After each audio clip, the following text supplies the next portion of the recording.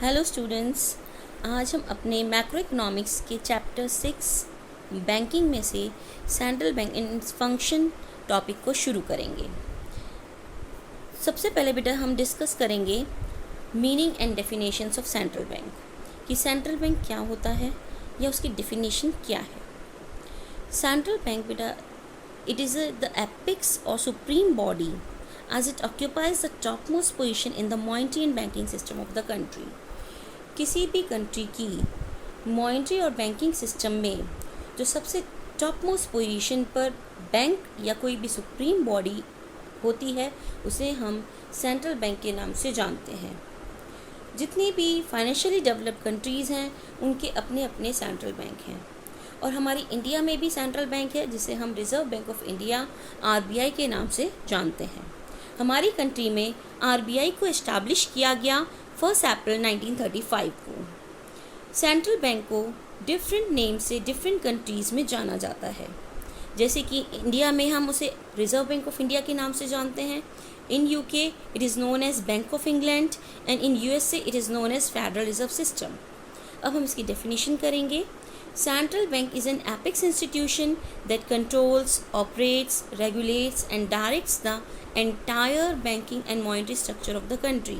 Central bank वो apex institution है, वो सुप्रीम इंस्टीट्यूशन है जो पूरी कंट्री की मॉनेटरी एंड बैंकिंग सिस्टम को कंट्रोल करती है, ऑपरेट करती है, रेगुलेट करती है, डायरेक्ट करती है।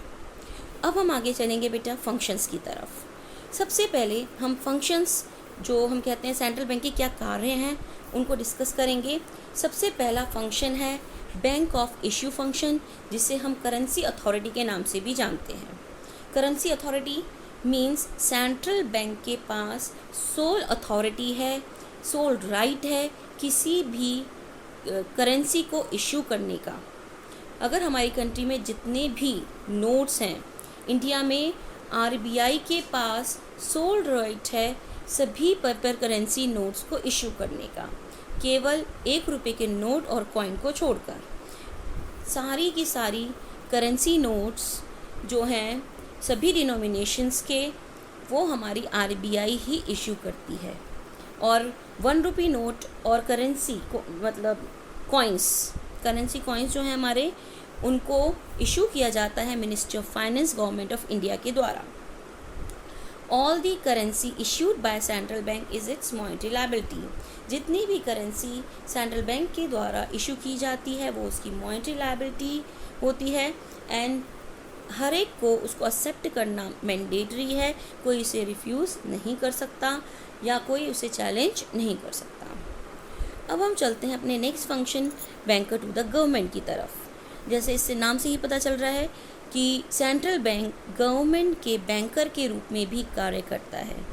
RBI acts as banker, agent and financial adviser to the central government and all state governments. As a banker it carries out all banking business of the government. Banker के रूप में वो banking business को, government के banking business को carry out करता है।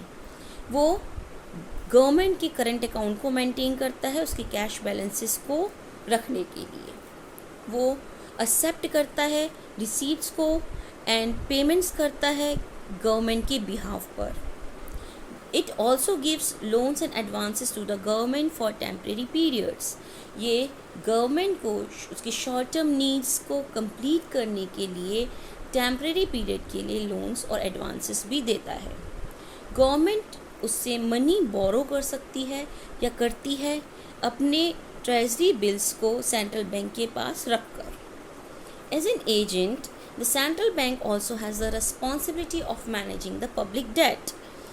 Agent के रूप में सेंट्रल बैंक पब्लिक डेट को मैनेज करने में भी हेल्प करता है।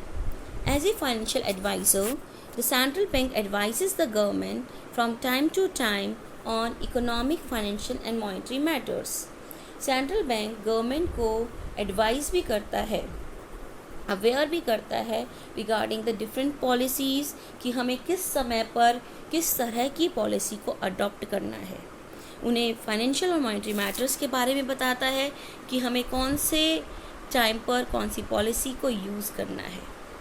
नेक्स्ट फंक्शन पर चलते हैं, is in financial bankers bank and supervisor. हमें पता है बेटा कि हमारी कंट्री में बहुत सारे कमर्शियल बैंक्स हैं और हमें ज़रूरी है कि कोई ना कोई ऐसी एजेंसी होनी चाहिए जो कि रेगुलेट कर सके या सुपरवाइज़ कर सके इन सभी कमर्शियल बैंक्स की फंक्शनिंग को। अब हमें पता है हमने एज ए एपेक्स बैंक जो सेंट्रल बैंक है वो बैंकों के बैंक के रूप में कार्य करता है।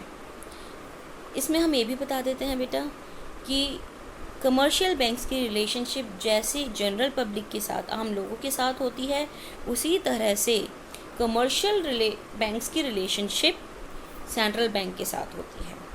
हम ये कह सकते हैं जैसे रिलेशनशिप जनरल पब्लिक की कमर्शियल बैंक्स के साथ होती है, वैसी ही कमर्शियल बैंक्स की रिलेशनशिप सेंट्रल बैंक के साथ होती है। As a banker to the banks, the central bank function in 3 capacities. First, custodian of cash reserves. Commercial banks को ज़रूरी है कि वो कुछ प्रोपोर्शन कैश की फॉर्म में सेंट्रल बैंक के पास रखें। अब कमर्शियल बैंक्स के पास बहुत सारा पैसा, डेली ट्रांजैक्शंस में बहुत सारा पैसा आता है।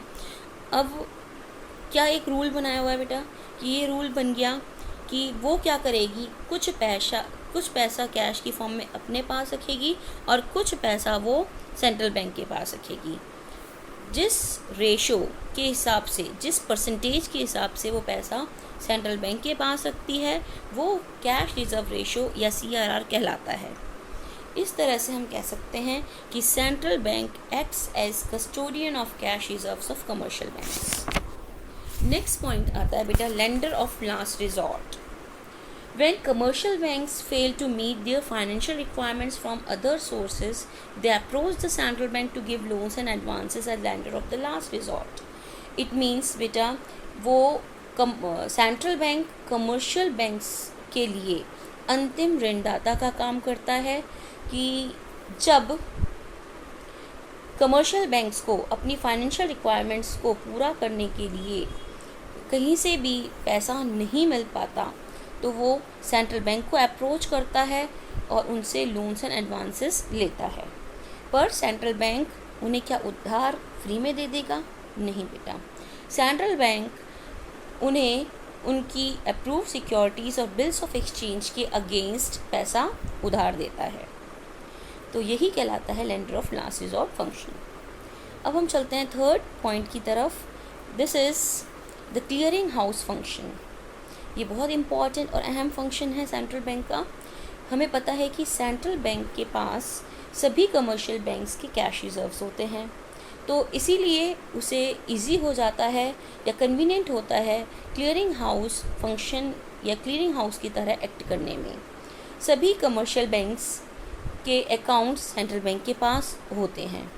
Therefore, the central bank can easily settle claims of various commercial banks against each other by making debit and credit entries in their accounts. इस तरह से सेंट्रल बैंक इजीली एक दूसरे कमर्शियल बैंक्स के जो क्लेम्स हैं एक दूसरे के साथ इजीली डेबिट और क्रेडिट एंट्रीज के थ्रू कर देता है। इसे एक हम एग्जांपल के थ्रू ले लें कि माना कि हमारे पास 4 कमर्शियल बैंक्स हैं, commercial bank A, commercial bank B, commercial bank C and bank D। अगर A को B को पेमेंट्स करनी है, B को C को और C को D को पेमेंट्स करनी है तो direct by the debit and credit entries central bank A से C के खाते में क्लेम को सेटल कर देता है। This is known as the clearing house function. And the next is as a supervisor. Supervisor के रूप में सेंट्रल बैंक सभी कमर्शियल बैंक्स पर रेगुलेशन रखता है और उनके फंक्शंस को कंट्रोल करता है, उनको मेंटेन करता है। The regulation of banks may be related to their licensing, branch expansion, liquidity of assets, management, merging and winding up etcetera. The control is exercise by periodic inspection of banks. जो control है वो किस तरह से exercise करता है, किस तरह से उन पर कंट्रोल रखता है, बैंक्स पर के ऊपर वो पीरियोडिक इंस्पेक्शंस करता है और रिटर्न्स जो वो फाइल करते हैं उनका भी ऑडिट कराता है टाइम टू टाइम। इस तरह से वो उस सुपरवाइज़र का कार्य भी करता है। All are the functions of central bank, and then we'll discuss the next function in the next video, that is controller of money supply and credit.